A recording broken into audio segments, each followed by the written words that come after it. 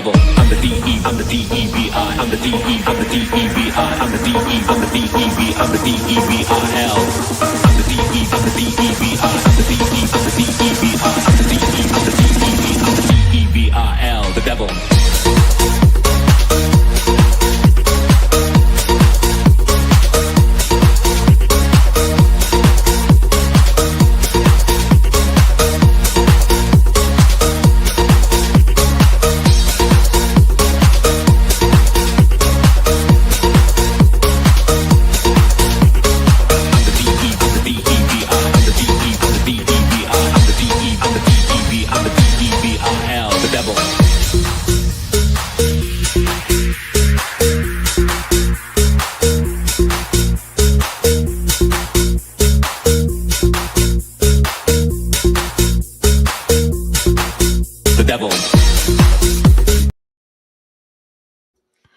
What is going on, everybody, and welcome, one and all, back to the Final Word with MattyB here on the It's a Wrap Sports Network on this very cold, snowy, wintry January the 19th, 2025.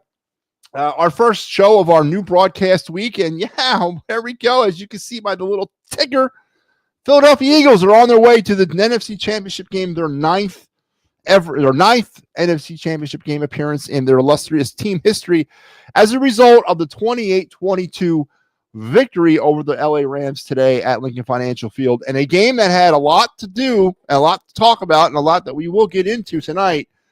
The snow, listen, I think heading into this game, I was not sure how much of a factor the snow would be. I think we saw varied reports of what the snow was going to be and what kind of consistency that snow would be and how it would affect things. I know we talked about it on the Birds Blast with Kyle Quinn earlier in the week, that it would probably not be a significant amount of snow, that, yeah, it might cause some problems, but it's not going to be like anything like it was back in, was it 2013, 14, whenever that game was, against the Lions, the last time Matt Stafford played in the snow, mind you. But as the game progressed, it definitely began to turn into that.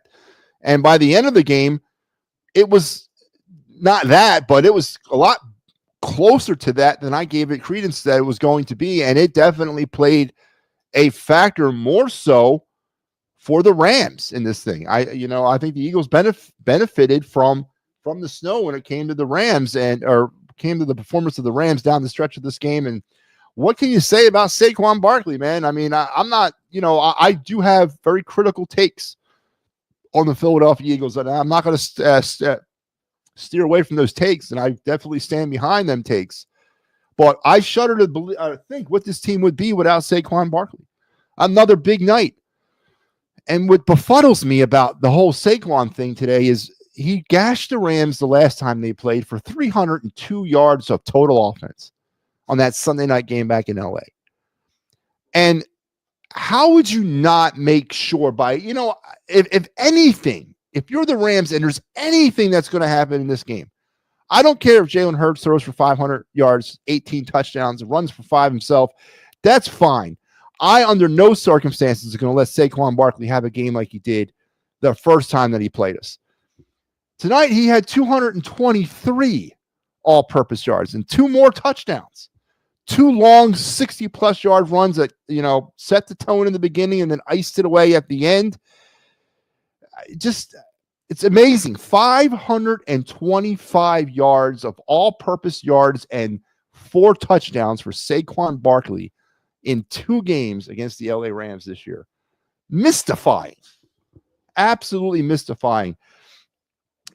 And the play of the Eagle defense is going to get lost, I think, in Saquon Barkley, or maybe it doesn't, but the defense came up big tonight as well. Zach Bond became a one-man wrecking crew in the second half of this game as the Eagles began to enforce their will upon them along with the snow, causing turnovers, getting in Matt Stafford's face, really pressuring him. The title of this show, I believe, is something in reference to snow and mirrors. I don't believe in the efficiency of this football team. I don't think the Philadelphia Eagles are a championship caliber team. I don't think they're going to win it. I just can't see past the one-layer offense that this team has. I don't think they're going to be able to go up against touchdown for touchdown against the Kansas City Chiefs, the Baltimore Ravens, or the Buffalo Bills. I picked the Eagles to win this game because I wasn't sold on the Rams either. But today, watching how Saquon Barkley and just, again, how can you go into this game if you're the Rams and let him do this based on what happened in the last game? I don't get it. I really don't. The play calling from the Rams at times in this game was mystifying too. 2 times in this game, once in the first half and once kind of middle part of the second half before the turnovers occurred, the Rams tried to go for it on 3rd and short up the middle against the Eagles defense. And both times lost yardage on both plays, had a punt once and had to kick a field goal the second time, first time, and punt the second time. If you're going into a game, a divisional game against the Eagles in their building with snow coming, you got to take advantage of every single freaking possession you have, and you got to try to get points, touchdowns on the board to try to pad that lead. And the Rams couldn't do it, man. Just mystifying play calling. Matt Stafford did not. I don't know. He's an okay quarterback, probably on the wrong side of his career. I'd take him, but yeah, kudos to the Eagles. They held on. 28-22 winners today. They're moving on to the NFC Championship game. They're 9th in their team history. And we're going to break some more of this game down because there's a little bit more X's and O's I want to talk about. I don't know if we're going to get into the other segments of the night, but we're going to attempt. We got our Day in Philadelphia Sports History. We'll do possibly our of the night segment and our all-time Phillies roster segment as well. We're going to try to hop on the catcher position tonight, maybe. And we'll get to the card review if we can. But, a lot going on Eagle-wise that we're definitely going to have to cut up. So let's not waste any more time. I guess, you know what? The hell with it. Let's do our night in Philadelphia, Day in Philadelphia Sports History. So I spent a lot of time researching these things. So today in Philadelphia sports history, and it's interesting because it's an Eagles point, and it's a game that I have fond memories of. It's a game that I remember back in the days of my innocence of actually caring and believing in what the team and the philosophy of the Philadelphia Eagles was back in the early part of the 2000s when I was a ravenous diehard Eagle fan before I became disenfranchised. The Eagles in 2002 were on a mission, if you will, a mission to get to the Super Bowl. And everything had lined up for the final game, the NFC Championship game, to be played at Veterans Stadium. And it would be the final game of the Vet. And it was against the Tampa Bay Buccaneers in a game that the Eagles had no business losing. Temperatures on this day were probably around, I believe I read somewhere, -20 or -10 with the wind chill to start the game. Brian Mitchell in the opening kickoff takes it back into Tampa Bay Buccaneer territory. 2 plays later or 1 play later, Deuce Staley up the middle. The Eagles are out to a 7-0 lead, and the last game at the Vet was off and running. But things did not work out as the Eagles somehow found a way to lose, and then it ended on Rondé Barber and his interception return for a touchdown against Donovan McNabb to seal it for the Buccaneers on this day back in 2003. The final game played at Veterans Stadium, and just a real gut puncher of a game. And I remember it well. I remember where I was watching it. I remember who I was with, what I was doing, and just a real snake-bitten game. So I guess on a day like today, when the Eagles rise to the occasion, unlike what they did on this day back in 2003, you got to take solace and you got to take stock in your fandom, which of course I lack a lot of. But there you have it. Your day in Philadelphia sports history, the final game at Veterans Stadium for the Eagles in the championship game lost to the Tampa Bay Buccaneers. Brought to you by the good folks here at the It's a Wrap Sports Network, as we are prepared and we are doing everything we can for you to provide you the best in sports entertainment. Real talk by real people, real things. So make sure you keep checking us out. All right, so obviously the story of the night is the Eagles. The story of the night is the Philadelphia Eagles. There's a lot to digest. The final game of the weekend is ongoing right now. Buffalo and Baltimore. The NFC Championship game is set. We're going to get into our opponent, the Washington Commanders, who shocked the world last night in a game that was They bring on a whole other set of concerns for this team heading into next week, which we'll obviously digest and dissect throughout the week. But tonight, it's for this game. Tonight, it's for what happened at Lincoln Financial Field today against the LA Rams in the snow, in the slush. Well, actually, it wasn't even slush, man. It was snow. I thought, honestly, this was going to be more of a Cleveland Brown game in December versus a like Snow Bowl type game. I thought this would turn into a muddy, sloppy affair where people would be slipping, yes, but in the snow or in the mud. But it was actually snowing. And as we trucked through this game, especially into the second half, it definitely became an issue. So I am going to look at this game in a couple of different ways. First thing I want to talk about, we'll analyze all three sides of the Eagles ball going in throughout this game. Let's start on the offensive side of things. Jalen Hurts, I'm going to start there. He's sort of my favorite whipping boy. Let's get into Jalen Hurts. The big thing about Hurts last week was the rust. Oh, he's a rusty quarterback. Don't worry about it. Things are going to be okay. He is just figuring himself out. He was out for 3.5 weeks. Let him do what he has to do. Now, I am not going to sit here and bash Jalen Hurts because as this game wore on, the game plan had to change because of the weather. And that's not an excuse. That is just the way things are. And when you have a bell cow like Saquon Barkley at your disposal, it's a benefit for you. And you can change your game plan to use him in order to not have to throw the football. So I'm not going to sit here and tell you that Jalen Hurts had the worst game ever under center. And I'm not going to give him a fair grade because the weather did play a lot into what happened to him tonight in this game. But 15 for 20, 128 yards, averaged 6.4 yards a pass, was sacked 7 times for 63 yards, finishes up with a quarterback rating of 49.4 and a percentage of 91.2. So let's get into Jalen. Let's talk a little bit about Jalen. Those 7 sacks, let's go right into those. Those were all on him. You know, he's still holding the football too long. Got sacked in the end zone for a safety, to make it 16-15 when the game was sort of kind of in doubt, even though the Eagles were definitely the better team in the second half. As the weather got bad, they rose up and the Rams turtled down a little bit. But Jalen Hurts and his ability not to get rid of the football in a timely manner cost the Eagles in this game. 7 sacks for 63 yards. Jalen Hurts was victimized. And we can always say it's the offensive line. It's not always on the quarterback. It's a covered sack. It's all those other things. No, every single one of those sacks was on Jalen. Every single one of those sacks was on your elite quarterback who's getting paid $1.6 million a game to perform at an elite level. It's being paid an elite level amount of money to play quarterback. And he was sacked 7 times. So I will blame every single one of those 7 sacks on him. So far through the playoffs, Jalen's been sacked 9 times for 73 yards. When he was moving the football, was he really effective passing the ball? His final, as I just gave you the numbers, it was not a good night for Jalen. It was not a good day for Jalen, even before the weather turned bad.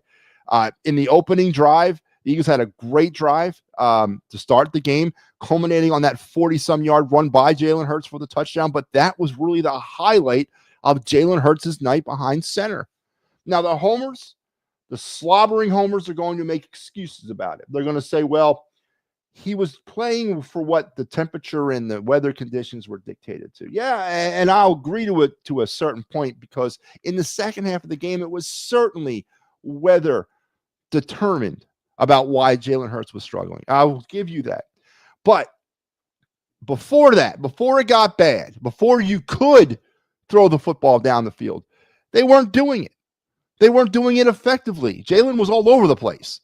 Now, on the game, Jalen did finish with 20 pass attempts, and 5 of them were to the middle of the field. That's like an all-time high of the season. They threw the football 5 times to the middle of the field. For 25% of the Eagle passing offense tonight went through the middle of the field. That's amazing. Absolutely amazing. Now, he was 1 for 4 or 1 for 5 on those attempts, but still, they gave Jalen Hurts the keys to the castle to throw the ball to the middle of the field. Maybe that's changing. Maybe they're feeling more confident with his ability. I don't know. But listen, Jalen Hurts, when you look at the quarterbacks that are still left in this thing, if you still look at the quarterbacks that are still alive in the playoffs, does Jalen Hurts rank last on all your lists? Is somebody going to sit out there and tell me that Jalen Hurts is not the worst quarterback left standing in the NFL? I want to hear from you. I think he is.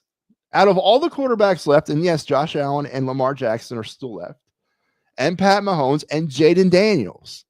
Out of that group, where do you put Jalen Hurts as a quarterback? Where do you put him on that list? I say you put him dead last, because this team keeps winning in spite of their quarterback play. There's no way you're going to, and you're going to hear it, and the conversation will eventually get around to Jalen Hurts, and it will get around to him, and they're going to make excuses for him. They're going to say it was the weather. They're going to say it was whatever it was. They can't use rust anymore, because now how many weeks can we use that one? They're going to use the weather, which is correct. It's true, but it wasn't the weather the whole game. Jalen Hurts is an average to above average quarterback.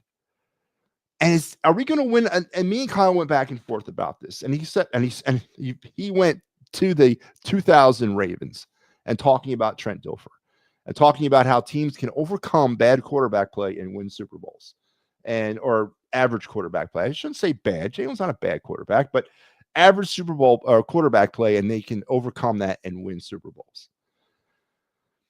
Listen, the 2024 Eagle defense is not the 2000 Ravens. They're not. They're just not. And I'm really concerned whether or not Jalen Hurts can win a Super Bowl ever. And, I don't know. And every week he's not really doing much to show me otherwise. So Jalen Hurts had a bad game. Yes, he did. He did not have an okay game. He had a bad game. The offense was once again vanilla. The play calling was once again suspect. Kellen Moore's play calling there at the end of the game was terrible. And honestly, the Eagles are winning these games despite the play of their quarterback. And how much longer can they do that? How much longer can they play the shell game with that? Detroit and the Lions not advancing, Eagles not having to go on the road. It's huge. Absolutely huge. The Commanders aren't going to be a cakewalk. It's going to be a rough and tough game, probably a lot like today. I think the Eagles will win that game, though, honestly. If I look at it on paper right off the bat, I think the Eagles beat the Commanders and advance to the Super Bowl. So, but how much longer can they win it all with Jalen Hurts at the helm? I say they can't. And I say they never will.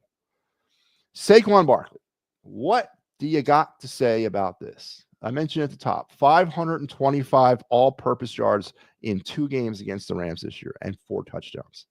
2 plus 60-yard runs, essentially doing what he wants when he wants to do it, especially against the Rams. How does Sean McVay not go into a game like this based on what happened to them the first time and not do everything in his power to stop Saquon Barkley for having a game like this? How does that happen?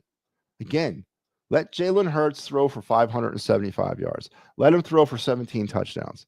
Just as long as Saquon Barkley does not run all over me like he did again tonight for the Eagles. On the night, Saquon, 26 carries, 295 yards, was averaging 8 yards a carry, 2 touchdowns, and as long as it was a 78-yard run to go along with the 60-yard run as well.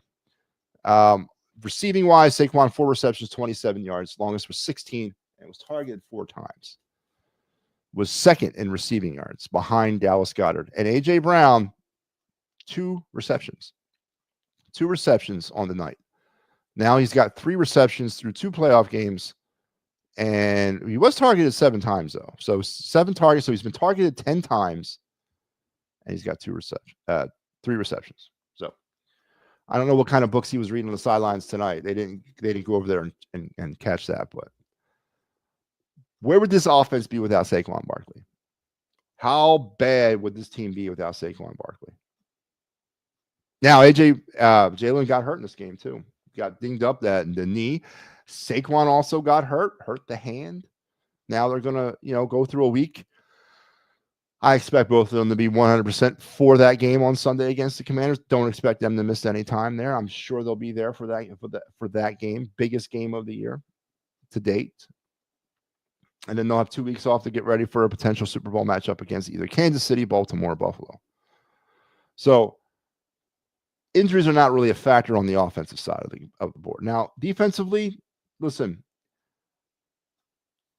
I got to keep giving credit to the Eagles defense. Yes, they're not the 2000 Ravens. They're not. And that's obvious, but they are a damn good unit. And tonight they kept Matt Stafford along with the snow. I'm not going to give Matt Stafford or the Eagles defense 100% credit for what they did tonight. I am going to give the snow its due because it affected the Rams more than it affected the Eagles, 100%. But the Eagle defense kept doing what they needed to do, and they did the one thing that they've been doing somehow. They started doing this about, 5 games ago now, and they've not stopped. 16 turnovers over the last 5 games. Stunning. Absolutely stunning, amazing. They weren't forcing turnovers at all before that, and then over the last 5 games, they forced 16, 2 critical ones tonight to seal this game, or to win this game, really. Again, the snow had something to do with it. That's not an excuse. It's just the reality of the situation. But I'm not going to take away what the Eagle defense brought to bear today against the Rams. I'm not. Because that would be hypocritical of me. Matty, today's game was a farce. Stafford gave the game away. Jeez, Barbara. Man, Barbara, you think I'm rough. Barbara straight up saying it was a farce. Now, I the title of the show, Barbara, is Snow and Mirrors, and I agree with you to a certain extent. I do, Barbara. I do. I absolutely do. What's the big flavor in the NFL today? The Kansas City Chiefs and their favoritism at the refs, right? Everyone's all, up in arms. And listen, last night, yeah, there was maybe a case of that, right? 2 plays that we'll get into that more if the Kansas City Chiefs advance and the Eagles advance. But the Eagles also have been victims or have been benefactors of luck. They've gotten lucky. They found their way into situations playing bad teams that were winning with smoke and mirrors, and they were able to beat them because tonight they had the snow. So I'm not saying that every game they played in the snow, and I'm not saying every game they haven't earned or played well, but there's been problems with a lot of these opponents that they played. Now, the Eagles, again, going into this game or whatever, facing in the playoffs, face a record cumulatively of opponents 20 games under 500. Look, have the Eagles been tested at all in 2024? Have they? I don't think they have. They haven't really faced elite talent this year. 2 teams, Baltimore and Cincinnati are the 2 best teams the Eagles have faced all season long. Yeah, they beat both of them. But in the Baltimore game, Lamar was missing wide open targets. Receivers were dropping balls. And Saquon, did what he did. Tonight, the snow, right? Stafford and the Rams, even as pathetic as their offense got in the second half of this game, and it was pathetic, the Eagles couldn't put them away. And then the safety happens. And then the last drive of the game, the Eagles are up by 14 with 5 minutes to go. And then boom, a minute later, it's up by 7 or 6, whatever it was. And then boom, we got another drive at the end of the game that could potentially win the game for the Rams, and the Eagles lucked out. So yeah, there is a lot of luck. There is a lot of as Barbara would say, and I didn't say it, there's a farce here, man. Snow and mirrors, as the title of tonight's show would indicate. So I agree with you, Barbara. Did you hear Collinsworth say in the third quarter, I wouldn't let Hurts try to throw another pass? Now, I don't know if that was because he is the weather, or if it was because he got dinged up, that knee, or he's just a terrible quarterback. I did hear that, though. I did hear that. Oh, my God, huge luck, Matty. I do. Barbara, listen. And as we get deeper into this, and as the curtains keep getting pulled back, eventually the luck's going to run out, and they're going to have to win on talent. Saquon Barkley be damned. All right. What this guy has done for this offense, this team, this season is something that will probably never be replicated again or ever close to being replicated again. And it's been magical. But if you look deeper into this thing, what would the offense be without Saquon Barkley? Where would this team be without Saquon Barkley? And is that a good thing to rely so heavily on one player? Because honestly, the Eagles have proven they can live without Jalen Hurts. You know, they've proven they can live without certain players on this offense, but they obviously could not live without Saquon Barkley. And yes, it's a great thing to have a player like that. But what happens if something goes wrong and you don't have that player anymore? What happens? And how much longer is Saquon Barkley going to be just enough? How much longer are the Eagles are going to able to be able to go through droughts of offensive ineffectiveness throughout the game, but still find themselves in a position to win at the end of the game? How much longer? Next week's going to be interesting. Jalen Daniels has put home 45 points on the Detroit Lions. Jalen Daniels is playing with straight up house money right now. And I'm not saying I think the Commanders, I said it on the Birds Blast, I think the Commanders are a team that's going to have to be reckoned with or contended with in the NFC East going into the future. I don't think they got enough right now. But that's why what makes the Commanders to me that much dangerous is because they know they shouldn't be there. There's no expectations right now. They're playing with house straight money. Their season would be considered a success with a loss to the Eagles. So they're playing with really no care right now because they're on the rise. The Eagles, on the other hand, are going to, it's a different situation if they would lose. So, yeah, I got to factor that into a lot of what's going to happen next Sunday against Washington. So I'm not going to get ahead of myself. We're talking Eagles-Rams, but still. Next Sunday is going to be interesting. It's going to be a very interesting football game. The whole NFL was mediocre this season, including KC and Mahomes. There's about 5 teams out there that are truly worthy of winning a Super Bowl. And the Eagles are not one of those 5 teams. They're not. They're just not an elite team. Most of those 5 teams are over in the AFC, and 2 of them or 3 of them are left standing right now. Right. And then and Detroit, I don't know what happened there. Obviously, I think the injuries got the better of them towards down the stretch here, but the Eagles are not an elite football team in my opinion. They're not. They're doing it with smoke, snow, and mirrors now. So, I mean, take it for what you want. The offense is 2-1 layered for me. The combination of all 3, definitely. Yeah. Kelsey was replaced pretty easily too, if you think about it. Yeah, he was. Cam Jurgens is has been a good replacement. Listen, Barbara, I'm not ragging on the Eagles completely. Saquon Barkley has been a savior to this team, a gift from God, right? He has, but what was supposed to be the strength of this football team heading into the season has not been. It's been a one-man show in Saquon Barkley. And what happens if we don't have that one man? We've seen it tonight. We've seen it all season long. This offense goes into like long spells of doldrums, and they can't get out of their own damn way, and they can't put points on the board. And your quarterback, Jalen Hurts, is not an elite quarterback, which is fine too. I'm not saying that's bad because he's not a terrible quarterback either. He's an average to above average quarterback who might be hurt now. So take it for what it is. There was some really, really good things today, and let's talk about some of those more. I'm on the defense now. Quinyon Mitchell, the injury to him is concerning as well. Now, I saw the report that they don't think the injury is going to be sufficient, that he will be back and he should be ready for next Sunday, and that's a good thing. But Isaiah Rodgers was getting picked on throughout that game. I honestly thought they should have picked on him more, but they didn't. Again, the weather might have had something to do with that, potentially.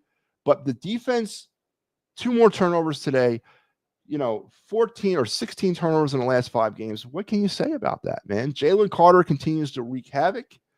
Zach Bond continues to play at an all-pro level on special teams as well. I mean, the Eagles are doing what they got to do on defense, but they're not getting bailed out by their offense. And it's going to be interesting as we move forward into this and see how long all this can last. But yeah, so, and then let's talk about special teams.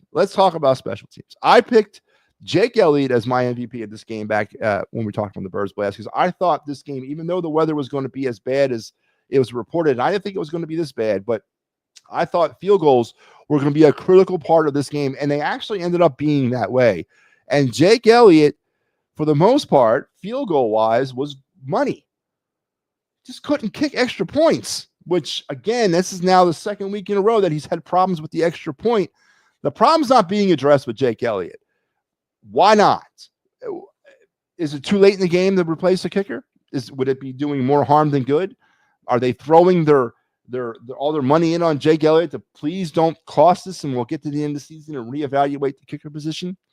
I mean, what's going on? Is anybody talking about Jake Elliott and his situation when it comes to kicking field goals or kicking extra points? Apparently, at this point of the game, that is concerning. It's concerning that you can't rely on your kicker to kick an extra point. All right. So, again, but I can't take away from the win. They deserve the win. The Rams didn't play well. The Rams couldn't hold on to the football. The Rams couldn't get their footing in the snow. The Rams play calling did not adjust properly enough because of those changing weather conditions. The Rams didn't have personnel to adjust that play calling. They couldn't go and hand it to a bell cow and Saquon Barkley. They didn't have that kind of a running back to help them through weather situations. Kyron Williams did what he had to do. He went over 100 yards, 19 carries, 5.6 yards, but he had the damn fumble. The damn fumble was huge in this game. Matt Stafford, did he crack a rib early in the game? Did that limit his very limited mobility to begin with? But did that really limit his mobility early on in the game? Did the Rams do what they had? Was the Rams' adjustment on their game plan good enough? It wasn't. Did they have the people to adjust? They didn't. That's not the Eagles' fault. So, not taken away. But after all that, and I remember around the 4-minute mark of this game when the Eagles were up by, I think, 28 to, it was 28-15. When they scored that touchdown right after, I think, was it the fumble? Right after the last fumble by Stafford, I think. And they made it 28-15. I remember starting to walk around the house doing other things because I thought the game was over. And then I come back, I check on the TV about 2 minutes later, and it's 28-22, and the Rams have just scored. And it was like 3 minutes to go. I'm like, what? And then the Rams get the ball back around the 2-minute warning. I was like, whoa, what's going on here? And then they drive down the field. And they were putting themselves in a position to win that game, and they didn't. But that's concerning too. The Eagles had this game iced. What happened? What happened to the end of the game? What were the sequence of events? The play calling on that last drive or that last series of plays before the 2-minute warning are something that probably need to be investigated a little bit. You're trying to ice the game away. Why are you playing? Why are you making those types of play calls? So all this stuff lends in. Can they survive this type of stuff against quality elite teams? And have they played elite teams yet? I don't think they have. And I don't think they're going to play one next week against Washington either.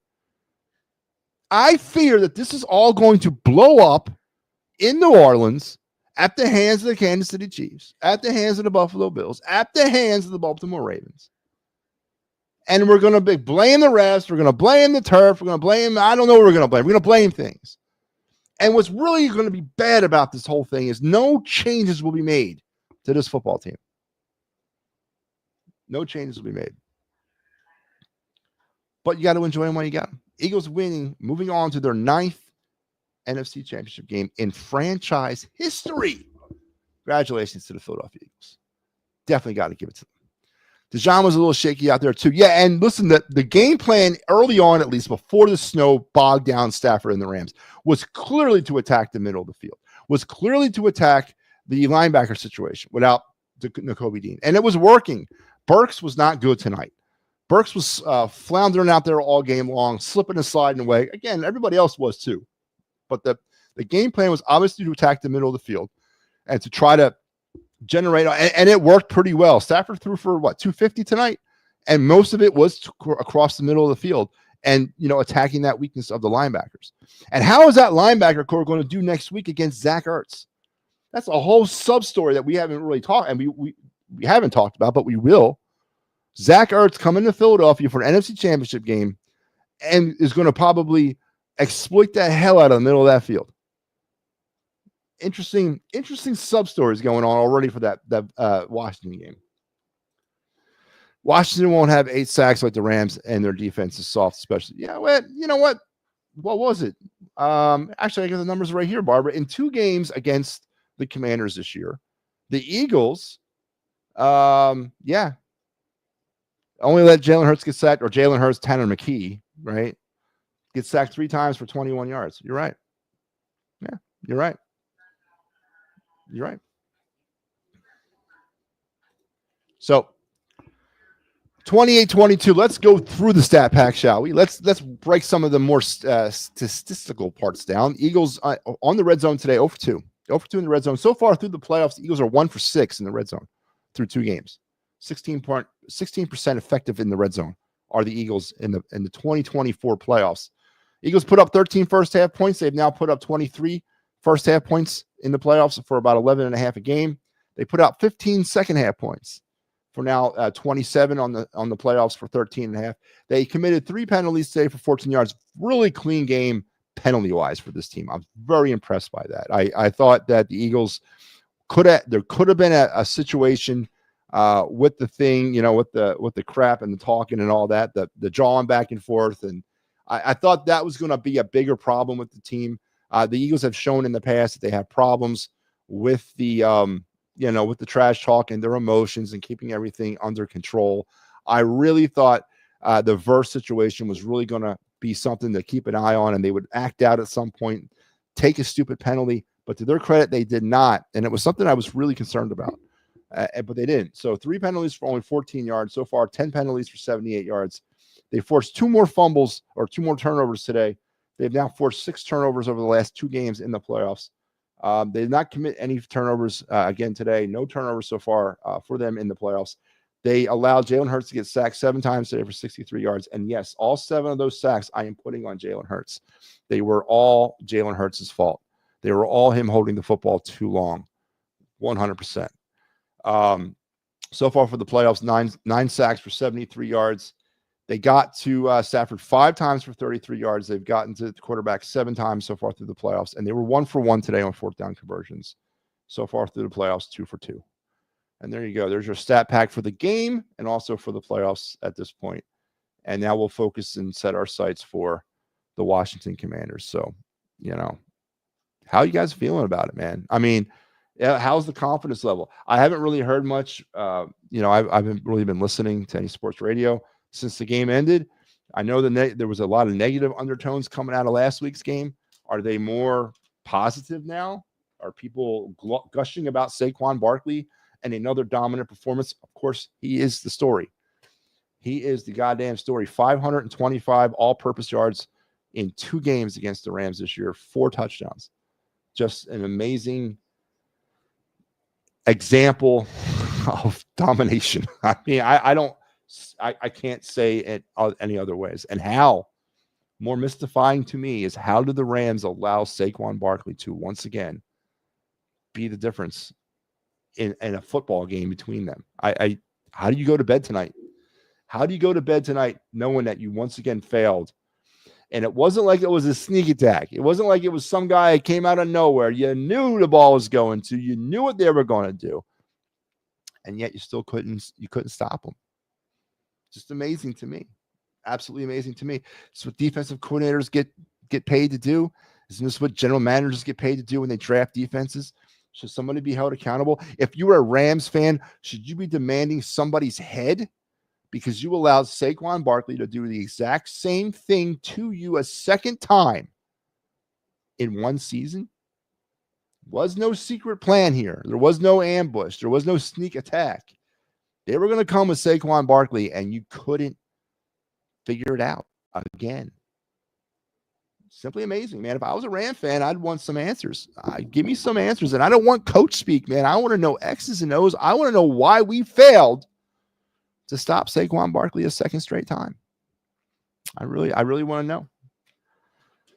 But Saquon Barkley, definitely the story of the night for the Philadelphia Eagles. It's been a story of the season. And the Eagles' magical ride to 2024 continues now on into the NFC Championship game for the 9th time in franchise history, and on the heels of a very fun, entertaining Washington Commander Detroit Lion game.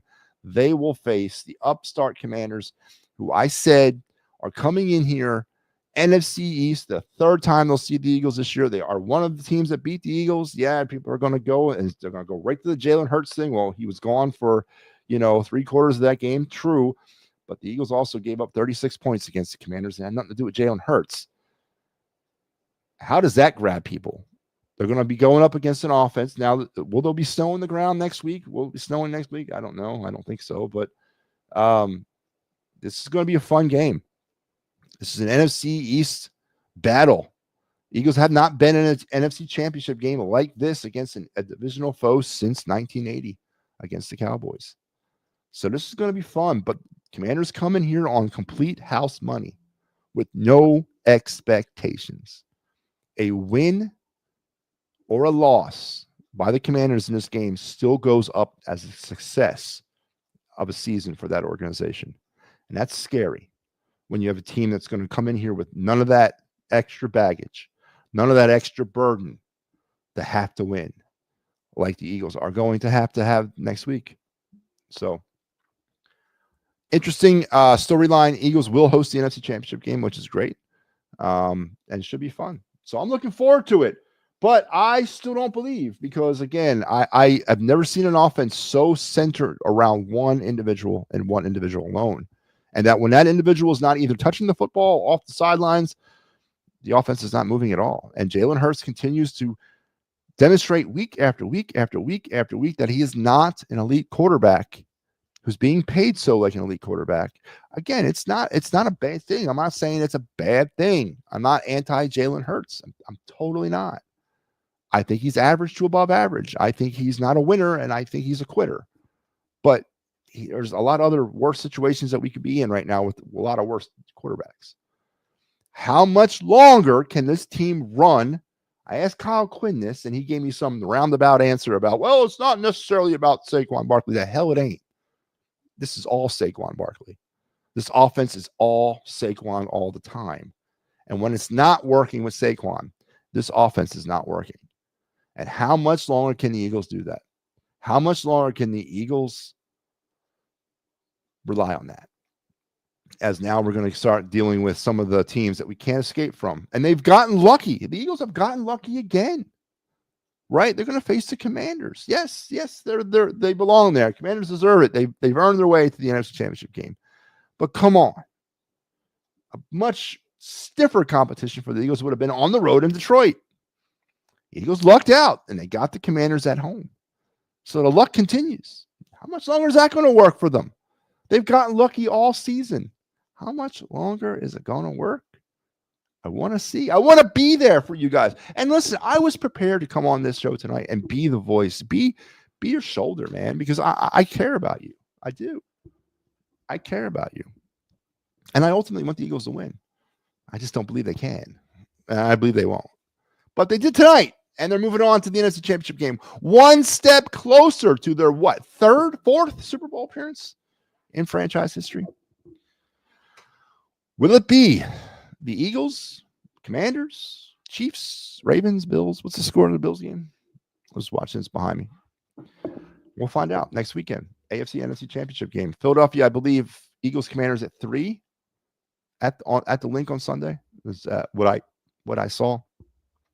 So we'll see how that works out for them. But there you have it. 28-22 Eagles won. 11th man today was your snow, or your 12th man, not your 11th, but your 12th man was the snow. My top 3 storylines from this game, or my takeaways, are Rams had absolutely nothing for Saquon, had no answers for him, had no way to stop him, which I find extremely confusing. The weather was the 12th man. It affected the Rams a lot more than it affected the Eagles for whatever reason. Now, I'm not saying it affected the Rams in that, like, oh, they were all shivering on the sidelines because they're from Southern California. I'm not saying that. They didn't have personnel that they could adjust the game plan to fit the weather. Those 2 turnovers at the end of the game, or in the second half, those 2 turnovers were crucial in this game. Crucial. And those 2 turnovers were completely snow-driven turnovers. Those turnovers don't happen if it wasn't those conditions, in my opinion. So the snow was definitely the 12th man. And again, the turnovers with this defense has been creating throughout the playoffs. And today, definitely the turnovers were the swing point in this game, both of them, that really kind of helped the Eagles on to victory. So there's my 3 takeaways: Saquon, snow, and turnovers. There you go. There's my 3 keys. There's my 3 takeaways as the Eagles won today, 28-22. And then, as I said, are on their way to the NFC Championship game to face the Washington Commanders and Jaden Daniels for a 3rd straight time. Please make sure you're checking back throughout the week, because we will definitely be covering that as we move closer to it. Birds Blast will be back later in the week. We'll be breaking that thing down as well. So we'll have a lot of fun with it as we move forward. All right, let's go and let's talk other stuff, because there is a part of the show that I still want to get into, and that is our other part of the show. So 26 days now until pitchers and catchers report to spring training. I know it doesn't seem like it if you look out your window, but 26 days, pitchers and catchers report. There's been a minimal movement on the hot stove. I'm not going to get into the hot stove tonight, but I do want to transition right into some Phillies talk. But let's talk my Phillies all-time roster, right? I've been moving around, giving out my all-time Phillies roster. Let's continue on with it tonight, and we're going to talk about the next position, and I'll tell you what that is. I think it's catcher.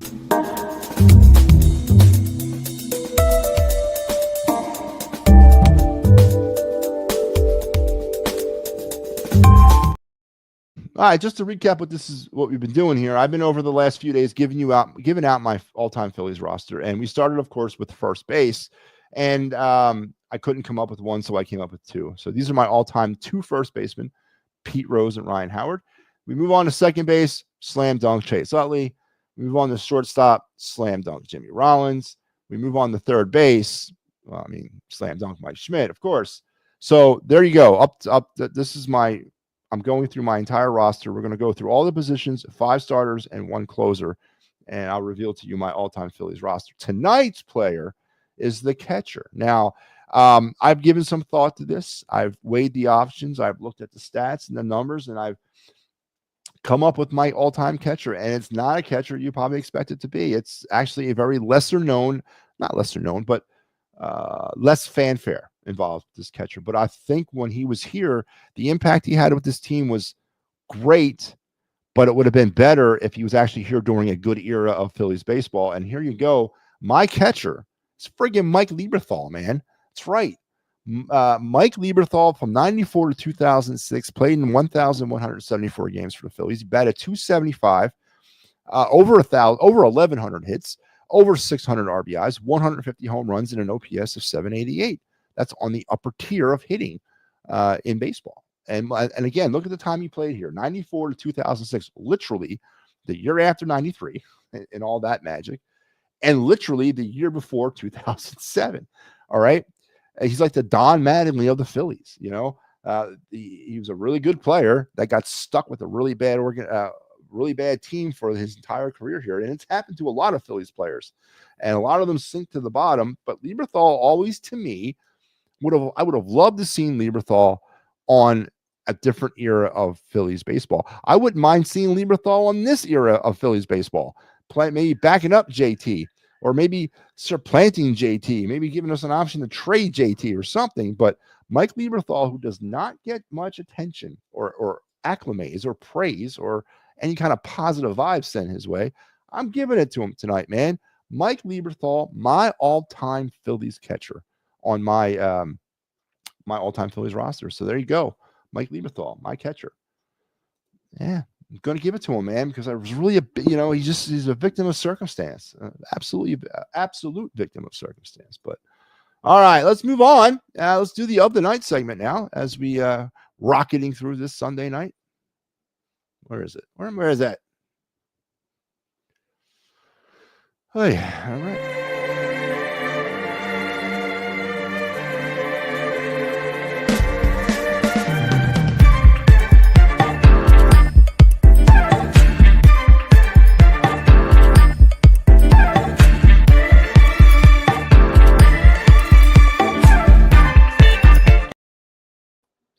All right, this is the Of the Night segment. This is the part of the show where we take a player, an NHL draft prospect, an MLB draft prospect, a Phillies prospect player, a Flyers prospect player. We highlight a player, just kind of throw it around, talk about them, put them up there, get into some things about it. I like to cover a lot of certain different things on this program, and So we're going to get into we're doing mainly Flyers prospects up through the new year, but now that we've sort of turned the page into the new year, it's time to broaden our horizons and look outwards. We've started breaking down the NHL draft and the MLB draft. So we're going to stay in Major League Baseball for the MLB draft for tonight's Of the Night player. And it is MLB draft prospect Luke Stevenson, the catcher from North Carolina. Stevenson is both a highest rated sophomore eligible prospect and a top all-around college catcher. He hit slash line of 284, 420, and 535 with 14 home runs as a freshman starter on a men's college World Series team. And his grades as solid, and he grades as solid in team terms of power potential, receiving ability, and arm strength. Younger prospected player, as I said, it's a sophomore, as they say, would definitely be somebody that you'd have to kind of take your time with. We have a need for catching prospects in this organization. We got a couple of them, but we have a need for them. And I would definitely think Luke Stevenson, who is right now, I believe, the second highest catcher on the draft list so far, might be available where the Phillies will be picking down there in the 20s this year's draft. I would not be totally adverse with the Phillies going out and taking Luke Stevenson, the catcher from North Carolina, as the Phillies' first-round draft pick. This is a position of need for this team for the future. So there you go. Luke Stevenson is tonight's Of the Night segment player for the MLB draft. There you go. So that's what we do. We kick it around. We have fun with it. Just start kind of getting some of these names out, as we will definitely be covering. We will be covering the MLB draft this summer, so I'm looking forward to that. Now let's get to my favorite part of the show, where we're getting right through it. It's this. Looks a little something like this. Looks a little bit like I can't miss. Hey, this is what you call a bad. What? This is what you call a bad. What? Looks a little something like this. Looks a little bit like I can't miss. Hey, this is what you call a bad. What? This is what you call a bad. Yeah, it's the MattyB card review segment. It's the part of the show where we take one of my sports cards from my collection and we just kind of kick it around, talk about some of the financial value, nostalgic value, and just intrinsic value that it might have. And we just have fun with it. It's absolutely my favorite time of the night. I have a sports card collection that reps all four major sports, and we just have some fun. We're staying in baseball tonight. We were in baseball, I think, most of last week. We might have come out of baseball a little bit, maybe. I don't know. Did we? Yeah, I think we did. We maybe did a couple of different sports, but we're back in baseball. We're back in the 1990s too. Yeah, that's right. We're gonna stay in the 90s, or actually the early 2000s. I'm wrong. This is a player's card who we've already talked about, but this is a different era of the card, a different type of card, but for a player that we just actually highlighted, I think last week, like Wednesday or Thursday. But we're going back to Derek Jeter. That's right, Derek Jeter. And his 2001 Upper Deck Most Wanted card. Anything with Derek Jeter's face on it, any card that you can get with Derek Jeter is pretty valuable. I've always liked these Most Wanted cards from Upper Deck. They've been doing them since '89. They're pretty fun. They get really creative with some of their motifs. Obviously, this is the motif of the Western, wanted poster type thing. But they do change it up every year. It's still the Most Wanted, but they play with it. But this is the 01 Derek Jeter Most Wanted. I found this on a database for about $10 on the high end and about 5 or 6 on the low end. So you're not going to, again, take over the world with him. But again, it's Derek Jeter card. Anything with Derek Jeter's face on it is pretty valuable and pretty impressive. So there you go. We want to, again, I think I did his rookie card last week. So we're kind of sticking with the Derek Jeter theme. And this is it. This is the 2001 Derek Jeter Most Wanted from Upper Deck. Again, all my cards are raw. None of them are graded. The cards I actually seen on databases were raw as well. So yeah, I'm looking at about $6, $7 for this card. Nothing major, but hey, it's a good investment. Absolutely a good investment. So there you go. There's my card review on Derek Jeter, the 2001 Upper Deck Most Wanted. And I was going to do maybe some Flyers updates, but we'll hold off the Flyers till tomorrow. The Flyers will be back in action on Tuesday night, and I will have you there for the Red Wings. Here's our Clear the Ice. Thursday is Sal for the Rangers, and I am back on Friday for the Islanders. So that's coming up this week. Of course, on Sunday, there you go, Eagles Commanders NFC Championship game, 3 p.m. at Lincoln Financial Field. We will be there with the Birds flyby, and I think we're going to do a pregame this week too. I'll send it up the flagpole and see who salutes, but I'm thinking about maybe doing a pregame. And tomorrow night at 7, don't forget Sal G and the wraparound. will be on as well. So make sure you're tuning in for that and all the great things. We've got the Birds Blast coming up later in the week with Kyle, as we'll break down the NFC Championship game a little bit more, X's and O's, and all those great things. And just all the other great stuff that's happening. And, of course, my show, The Final Word, which will be back tomorrow night at 8 o'clock. And every night that I don't have post-game duties, Sunday, Thursday. So, Eagles on their way to the NFC Championship game, despite the play of their quarterback yet again, riding the shirt tails of Saquon Barkley, riding the shirt tails of a defense that's not as good as the 2000 Ravens. So don't give me the whole we can win with a bad quarterback nonsense. But the Eagles are winning despite their quarterback. A theme of 2024. How much longer, though, can they do that? How much longer can this team win in spite of the poor play, or not the poor play, the average to a little bit above average play of their quarterback? And when is that going to come home and bite them on the butt? And but overall, the snow playing the role that it did, which was a godsend for the Eagles, they held on and they beat a team in the Rams who I don't think were prepared to deal with the snow. That's simply put, they weren't prepared for whatever reason it was. If it was game plan, if it was for the sunny California thing, or if it was they didn't have personnel that they could change the game plan to fit the snow, they weren't ready to deal with the snow. And the Eagles took full advantage. That is not the Eagles' fault. They took advantage of that. Snow and mirrors, as I like to call it. But the Eagles are on their way to the NFC Championship game for the 9th time in team history, and they will face the Commanders on Sunday.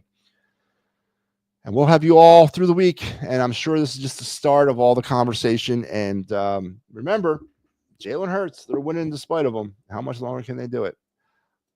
We will talk again tomorrow. Until then, you guys have a good rest of your night and an even better tomorrow.